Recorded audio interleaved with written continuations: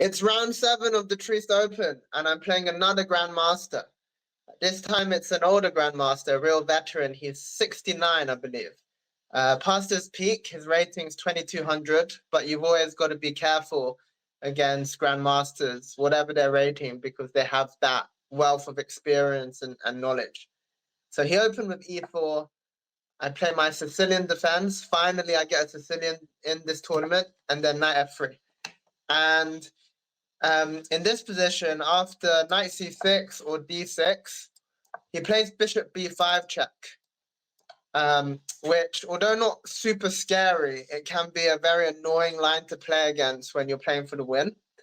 And if you guys have been following, you know I've had a tough run of the last 3 rounds, and I was going all out, all guns blazing.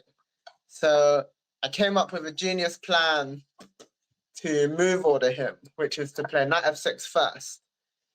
And this is the Yfchess Sicilian, which is not great. The best way to play is e5, knight b5, and then knight c3, and white gets an advantage. But I saw he played a game where he just played knight c3, which is like the sort of easy way of kind of not having to enter into the Yfchess. But now, after I played d6, now bishop b5 check is much less annoying, because after I play bishop d7,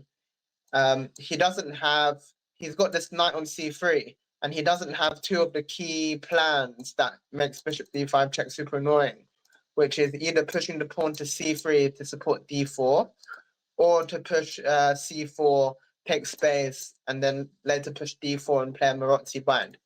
So getting into this position, I was pretty happy. And now he switched to a different anti-Sicilian. He played g3, which shouldn't be too dangerous, but I've got to be careful. So knight c6, bishop g2, g6, d4, and captures. And now we're in a dragon type Sicilian. Here I was thinking bishop g7. I mean, these types of positions I should be fine, because against the dragon, the critical line is put the bishop on e3, f3, queen d2, and try and checkmate, castle queenside. But with this fianchetto, it shouldn't be very dangerous. But I've got to be a little bit careful here, because after bishop g7, he can take and play this e5 move, making use of this discovered attack. And this line's actually very good for him. I've got problems with my knight and this pawn. So here I took on d4 first, and then queen takes. Now, normally in the Sicilians, you don't usually want to take on d4. I guess in some like Najdorfs or other Sicilians, sometimes you take to play e5 and win time against the queen. But here I'm definitely not playing e5, because that's going to block in my own bishop. But the point here is, by taking, not only do I solve this problem with e5, but because I've got the dragon bishop, his queen is not in a very, very nice place right now. Okay, he castles, I castles, and here, before he does anything, he's got to kind of think about where to place the queen. And he chose queen b4, which is actually a very good square for the queen, because it eyes d6 and it eyes b7, and it makes it really awkward for me to develop this bishop, which is tied down. So I had to think here, and I realized I can kick his queen with a5.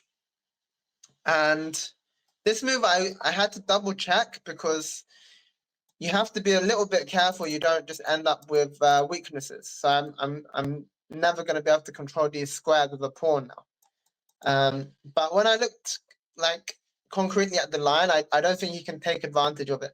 He played queen b5, and here I saw a super interesting line where I wanted to play this move, b6, with the idea of putting the bishop on this diagonal and winning the exchange. So I was thinking he could play rook d1, bishop a6, and actually the queen's running out of squares. He only has these 3 squares. He doesn't want to go to c6 because my rook is going to come to c8. Probably he goes queen g5. And I thought this position should be quite pleasant for me. But then I realized something, which is that after I play b6, he can go e5. It's this e5 tactic again. And after bishop a6, so originally I thought this would be good for me, because if he moves the queen to somewhere, I could sacrifice the exchange, and I get this amazing bishop off the board, and he's going to be super weak on the light squares. So rook d1, he can chuck in before taking to win a tempo. Takes. But I've got a pawn and like super great compensation. So I was really liking the look of this. But then I realized, hang on a minute, what happens if he just takes my knight? And then we get into this line. I calculated this line. Takes,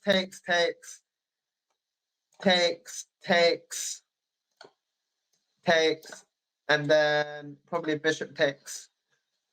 And it's queen and one pawn against 3 pieces. And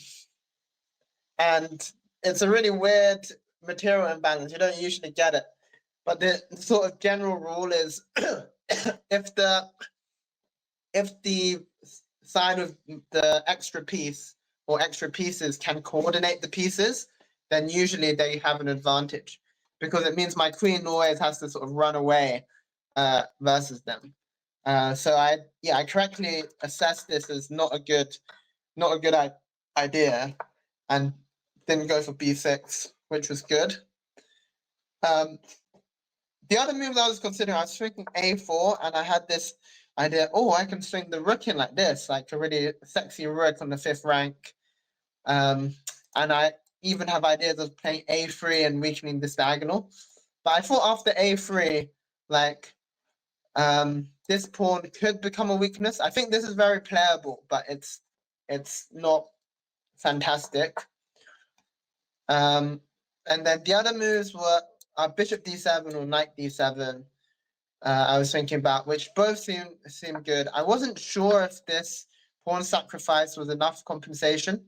The computer said it's good, but in a game situation, practically, I thought I had a really good alternative in queen c7, because compared to all the other moves, I'm activating my queen, and next move I'm going to do bishop d7, and I don't have to worry about, is this pawn sacrifice enough compensation or not. But yeah, it turns out that knight d7 or bishop d7 are probably the best moves. And there's a very concrete reason why queen c7 is inferior. And it's because of this amazing way of white playing.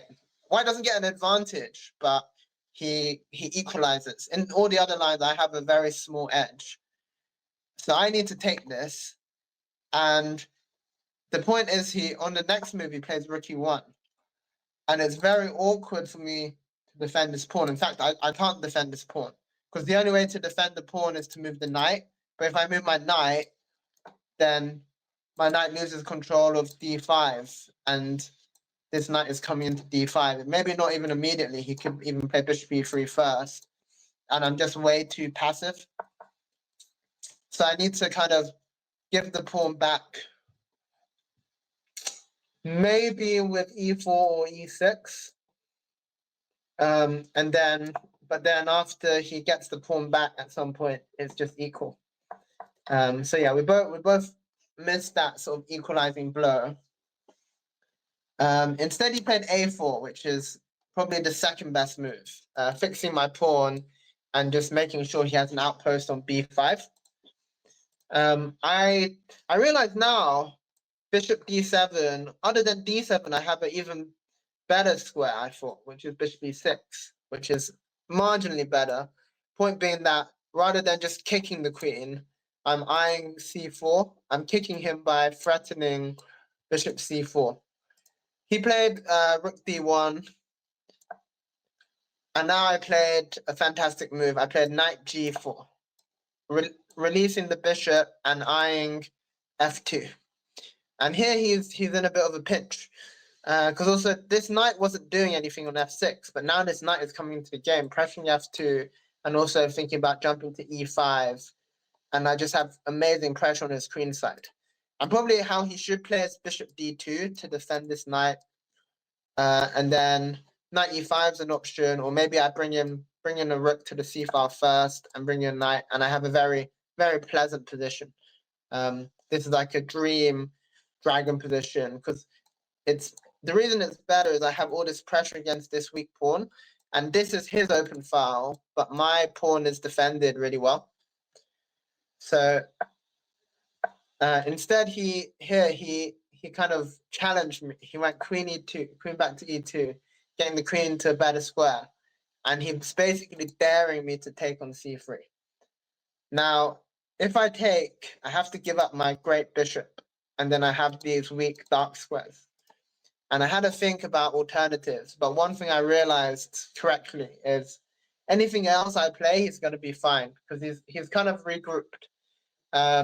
So, for example, if I bring a rook in, yeah, this is the other thing. He goes knight d5, and after takes, I have no way to take the pawn, and he gets to play c3, and he's more than fine here. He was probably even going to be better. So I bravely took. I made the right call. This is the only way to get an advantage. And actually, he doesn't have enough compensation here. He plays rook to b1, and I just need to play a few accurate moves now. One of the plans when you get rid of this bishop as well is you can play f6 at some point, and it's like put the pawns on the dark squares to cover your weakness. And here knight e5 could have been interesting. I was deciding between knight e5 or putting a rook to c8, and they're all pretty good actually. And my time management was decent. I didn't spend too long. One of the curious things about the rook is which rook should go to c8.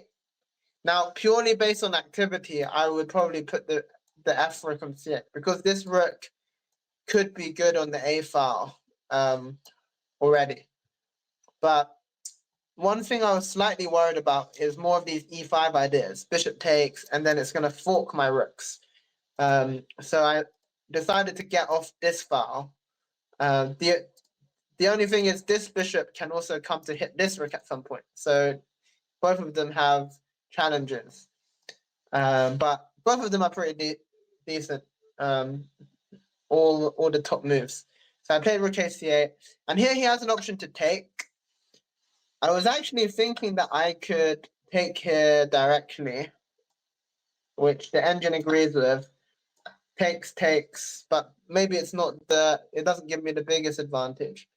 But this ending did look very good. I wasn't sure how he plays this. For example, if he grabs the pawn, here I have knight takes f2, grabbing the pawn with tempo. He has to move the rook, and then knight h3 check with tempo again. Yeah, this position, this ending, I should be able to win with the extra pawn. He's got the two bishops, but actually it doesn't count for much because my pieces are so active. Potentially he shouldn't take this. He should play like bishop d2. Yeah, that's a good like try for a draw, because if he can trade these pawns off, he gets decent drawing chances. Because if I play knight e5, can he take? Yeah, I think he can take rook a8, bishop b6, rook takes a4. It's interesting. I've got good winning chances because now my materials converted into like an activity advantage. But some decent drawing chances. The alternative that the computer suggests, which I also thought I might play, is rook c7. And the point is just consolidate and say, you've got weaknesses here. I'm not going to give my really nice pawn on e7. I'm going to mop you up slowly later. Yeah, so he didn't go for rook takes b7. He went h3, kicking my knight. My knight wants to go to e5 anyway. And now there's a similar line where he can take, and I can play rook c7 again, or queen takes c2. Probably queen takes c2 is not as strong because I'm not threatening f2 anymore. Yeah. So here I wasn't going to take on c2 because my knight's being kicked and isn't hitting here. I was going to play rook c7, this idea, and this is a very nice position. He played f4 here, which saw, but I wasn't fully expecting because it creates a weakness on g3. His g3 pawn's hanging. I was thinking, do I sack a piece? But actually, I don't think it's very good, and there's just no need when I have such a nice position. And my knight here, my original plan was to go knight d7, not go into one of these squares so that I can keep this c file open and pressure on the c2 pawn. And I wasn't fully sure what his idea was here, because if he takes, I just take. I can probably even take this one. But maybe he plays f5, takes, and he just tries to open up my king and create some weaknesses. Takes. Yeah, I wasn't fully convinced this was good for him, but he is able to create some complications, which I wasn't super keen on. And the other thing I realized is b4 is like a fantastic square for my knight because it completely shuts down his rook, right? Hitting my pawns. So I went for knight c6. The only move I had to be scared of, and I had to have a response for, was rook against rook d3. But here I saw I can play knight d4, which is really nice because if he takes, I take with check and then take, and then I'm a rook up. And then if he moves the queen, I can take on c2, hitting the rook. So I don't need to worry about the knight takes, and then just knight takes, and now I'm cleared 2 pawns up. He can, yeah, he can't even take here because of knight e1. Maybe he can, but it's terrible ending. So knight c6, and then he didn't play rook d3. He played queen to f2, defending this pawn. But now I get knight b4, and now I'm thinking, beautiful. Like this is almost GG. But it's always dangerous when you get those faults. So yeah, don't have those faults, kids. He plays f5, and I know I was spoiled for choice here. I had the right ideas because I was thinking I could play bishop a2, kick the rook to b2, and then play f6 and come back to f7. And now this rook defends the pawn, but it ties up his whole position. And I think practically speaking, this is probably the right way to go. Because I'm already a pawn up, right? I don't need to rush. I just bring the bishop back. My choice was just as good objectively, but practically, I think maybe a little more complex. I went to d7, and I just thought, I'm just going to mop up all your pawns. Yeah. But you'll see what happens. He goes bishop h6, developing with tempo. I wasn't... The natural move is rook e8. But then I saw this idea that in some lines I want to defend f7. I was thinking I could drop the bishop back to e8. Both are actually really good, so it's not doesn't matter too much. So I played rook f d8. He needs to defend his pawn, so he goes rook d2. I grab the pawn on a4 correctly, and then he goes rook f1. And now I wasn't sure, do I come back with bishop e8 or f6? They both hold the position very well. But I decided to be greedy here, and I thought I kind of want to take this pawn as well with the bishop. So I went for f6, which is very good as well. I think it makes sense because I just kill this file for now.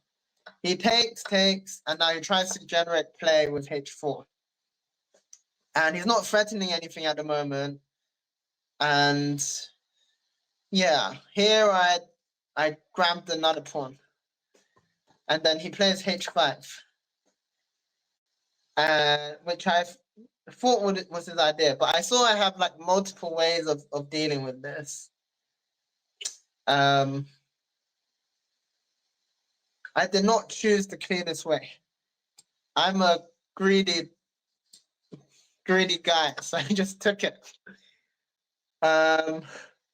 Which objectively is still good, but there's this really nice line here, which I missed something. So g5. First of all, I have this idea of playing queen c5, but to trade queens. But if I can trade queens, it's just complete game over because how many pawns am I up now? I'm 3 pawns up, right? But he's always got bishop e3 ideas at some point. In this position, I also had queen c5, but this looked a little bit scary. where I get to trade queens, but he wins one pawn back, and he gets this. But probably this is the way I play, because as long as I control this diagonal, he can't actually do anything to me. It just looks kind of scary. Like here, and then I just start pushing this pawn. I don't think there's a way he can make me. But you guys can see why I was a little bit nervous. But yeah, this would have been a nice way to play. The computer line, which is really nice, and I saw half of this, is to play g5, takes, and now what I saw was, the reason I rejected it is after takes, he plays queen f7 check, and this looks really scary, and my gut was right, because after queen e6, it's a draw. Because he's got these checks. He doesn't take me because that doesn't actually threaten anything. I can bring the queen back. But by going queen e6, he just check. There's no way to escape. And if I try to stop the check, the other rook comes in. I have to be careful I don't lose this now, actually. But after bishop takes, there's this beautiful in-between move. You play bishop to d3.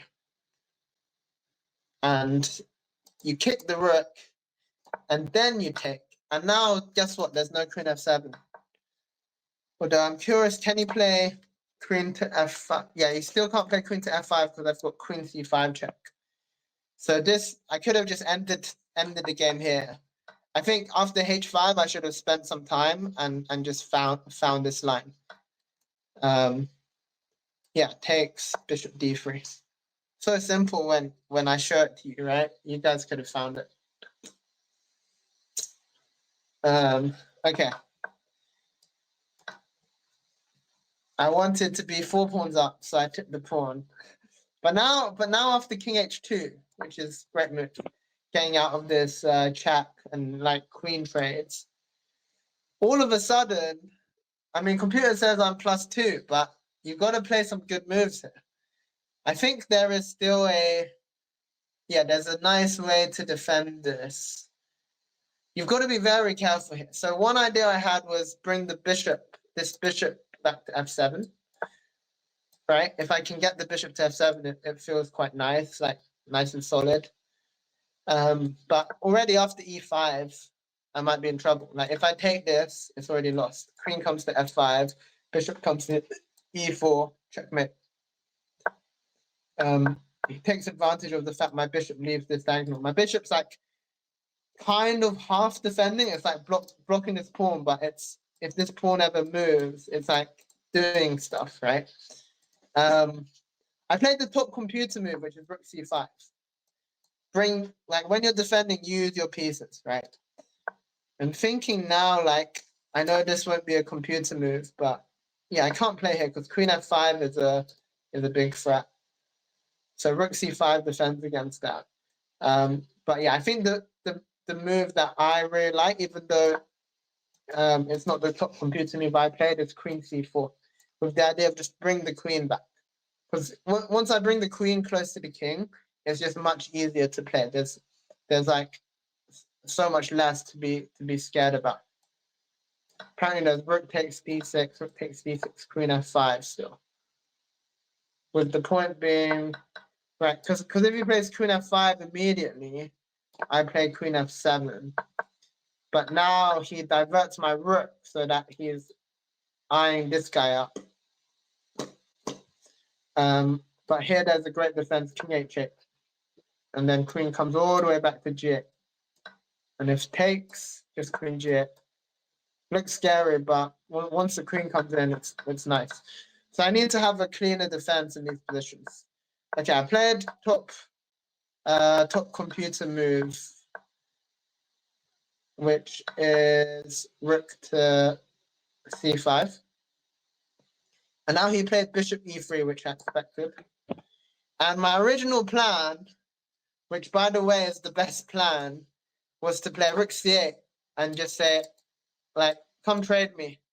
Like, I'm 4 pawns up, I can give you an exchange. And then rook takes, and this is just rock solid. But I panicked here because I couldn't work out I realized he's got bishop d4. Like, I missed bishop d4 completely originally. And if I move the queen,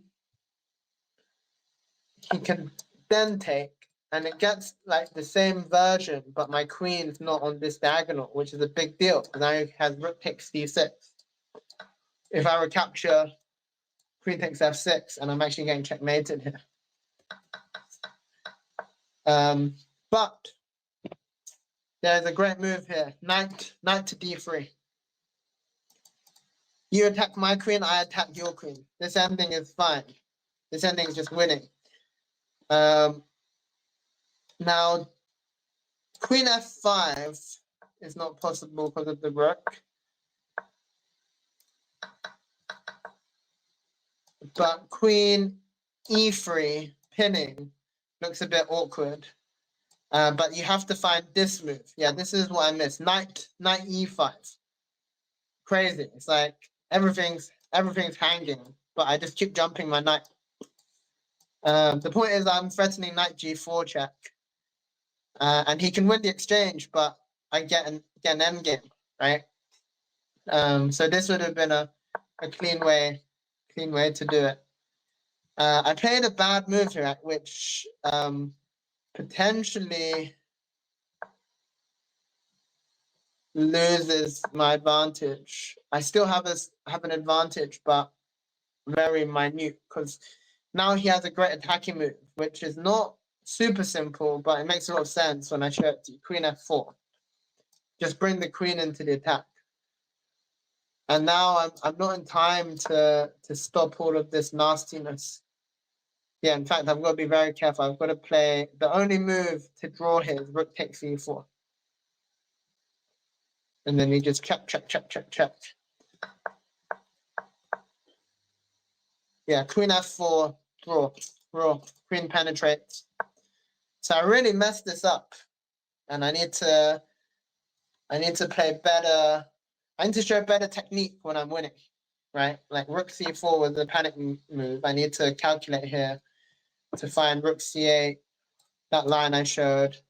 I've got another move here, which is bishop d3, which I didn't even consider properly, I don't think. And then I can swing the rook to b5. But yeah, rook c4, terrible move. Lucky for me, he didn't find queen f4. And he played bishop b6, attacking my rook. Forking. But now this bishop's away from the attack. And my rook kind of wants to go to c8 anyway.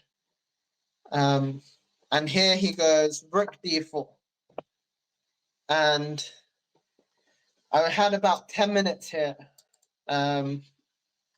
against his 5. And here I'm scared because this blocks off the queen, and queen f5 looks kind of scary.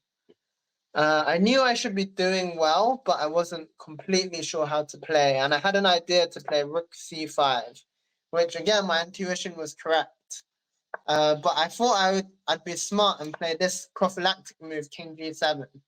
Point being that all of his attacks are like coming in to like these squares, right? And this way my king doesn't get checked by the queen. Like my king covers the key squares, and it's not easy to check my king. But I completely missed his next move, which was probably one of the whole points of rook d4 to cut my queen. He goes to e5. And it becomes very chaotic. Here I can play, I've got multiple moves. Probably the cleanest is rook c5. And again, I just give him the exchange, right? And because once that bishop's gone and I have a rook on the 5th, there's no attack. There's just no attack. Like I really should have just done this. I even saw this move. Okay, king g7. And now e5 comes. I really need to calculate better when I'm under time pressure. I did find the best move here. I go rook f8. I can't take this because rook comes into d7. Maybe I can run, but this is very difficult to defend. I obviously can't take with this because it's instantly checkmate down here. So rook f8, and he wins the pawn back. But the problem is now I don't have this like stronghold. And I need to play very accurately here. The best way to play according to the computer is to play Queen A5, give him the 7th rank, and put the king on G6. I guess because the bishop's kind of defending here. And then I can actually start pushing my pawn, just like that. Crazy. I played Rook F7 being a human, just trying to keep this together. But actually the move that he should play now is Bishop D8. And yeah, I had planned H4. And then he's got 4 pieces attacking this F6 pawn. And this gets the queens off. So I saw I could get into this endgame. But the problem is this ending is going to be a draw. I get rid of the last pawn, so I'm not really scared of losing. But I can't force these pawns through. Like the king, my king is a problem here as well. Like if rook back, yeah, he can control my pawns now with the rook. He's like super well coordinated. I'm actually losing this one. I'm probably losing one immediately, aren't I? Have to play knight c6, rook c1. Yeah, this is gonna be a draw. So bishop d8 would have drawn it for him. He played bishop d4 with a similar idea, and actually the position still should be a draw. But I think it's a little bit harder for him to play with more pieces on. Takes, and here I find the best move. I want to push the pawn, but if I push, he takes the defender, and I lose the piece. So now I play a really nice move. Bishop back to g6. Now look at that beautiful defense. I cannot worry about my king for the moment. The best move here is exactly to do with what I just said. Trade off that key defensive piece. And he should be able to draw this because my king's too open, even though I have the pawns. Instead, he played rook d8, which actually is still good. And here I found the best move, h4. And the point is, I'm going to get rid of his king's cover, and I'm using this tactic if he takes, where I check and flip the rook. And what he should do here is he should just enter the endgame, because this endgame again is going to be a draw. But here it's an improved version for me because I have this extra pawn, right? Computer just says this is a dead draw, but I didn't think this would be that easy. Like knight c6, knight e5. I guess the problem is he's going to win one of these pawns immediately. And as soon as he wins one of these pawns, I can't really win the game. So yeah, he should have just played rook b8. Instead he took, and he saw this line, check, he goes queen g3, takes, and the point is it goes h5. And here, there's a big problem with this bishop. If I play queen to d3, defending the bishop, there's this really weird draw. Like if I don't defend the bishop, queen takes, and I'm in trouble. He's got at least a draw there. But here he just keeps attacking my queen. And the only squares for my queen to defend this bishop, right, on this diagonal, are here, here, here, and here. And the thing is, wherever I go, his rook matches me. So if I go here, his rook goes to f2. If I go, oh, actually, here I have queen c7. So here he can take, actually. I was thinking, so if hit queen b1, he can go rook f1. Although interesting that after queen c2, it's not so simple.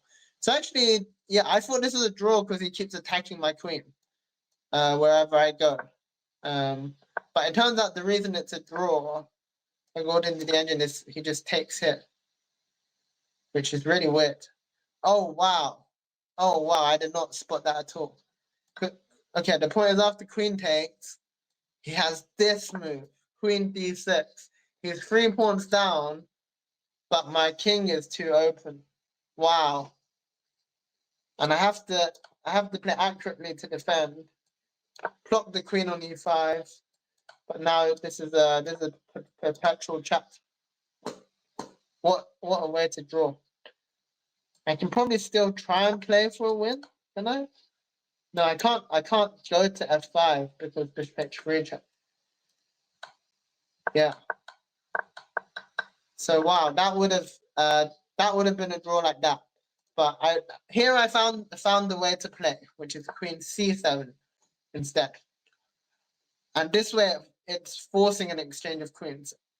Now the one line I need to calculate is this move, rook f4, not letting you exchange queens and then take with check. But here I have this great move, knight d3, check. And the problem is, even though he takes on here, none of his other pieces can help with the attack. The bishop's got no way to enter the attack, and this rook is pinned. And I'm going to win the rook. There's no that he runs out of checks really quickly here. I just go to e7. So yeah, queen c7, big sigh of relief, because now he takes, and this is just a winning ending. But we had like 2 minutes each, so I had to hold my nerve together. I just need to keep one of these pawns, and both of these pawns, and it's a guaranteed win. I don't even really need this pawn usually. So I play rook c7. I don't give him any ideas of perpetual checking me down these two files, so that my king can come over. He checks. I run. He threatens to skewer me. I run, and then he brings the rook to h5. And here I actually have to be a little bit careful, because the first move that came into my head is b6. But after b6, I think it might already be a draw. She just goes rook b5. And as I said, I need to keep these pawns. These are the connected passes. But here I found the move to keep the pawn, knight c6. And he can win a pawn, but this is a completely lost rook ending with the 2 pawns and the rook behind the pawn as well. So he plays rook b5. I'm slightly tied up. And here I was thinking to march the king over, but it doesn't help because he can check. And I have to go back. But I found a great move here, just rook g7. And now it's completely game over because I just bring my king over and the pawns start rolling. Yeah, and he actually lost on time here trying to find a move, but it's already completely lost anyway. So yeah, I thought this was going to be a really smooth game when I had like this position, but I managed to royally mess it up a bit and give him a chance to draw. So I need to show better technique. But yeah, some good moments. We'll take it. I'll see you in the next one.